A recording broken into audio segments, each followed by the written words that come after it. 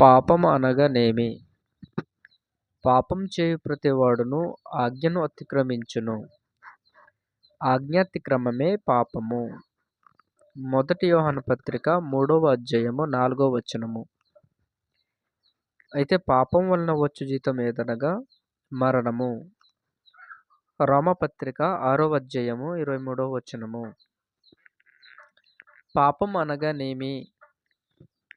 విగ్రహారాధన, వ్యభిచారము, త్రాగుడు, బూతులు, అబద్ధము, అన్యాయము, దొంగతనము, జారత్వము, లంచము, పగ, కక్షలు, లోభము, భేదములు, అవిశ్వాసము, పురుష సంయోగము, ఇతరులది ఆశించటము, దురాశ, రక్తం తినుట, భక్తిహీనత, అప్రమాణము, అభిచారం, తినుట, కాముకత్వం,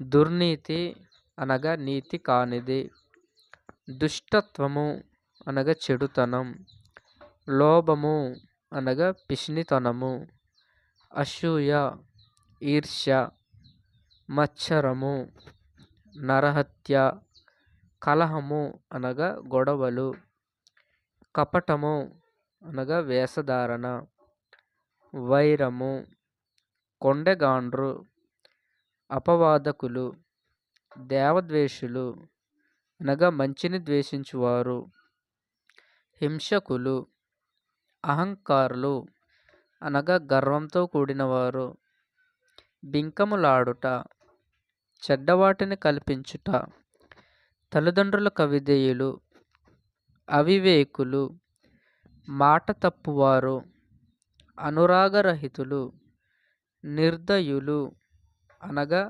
దయలేనివారు, అల్లరితో కూడిన ఆటపాటలు,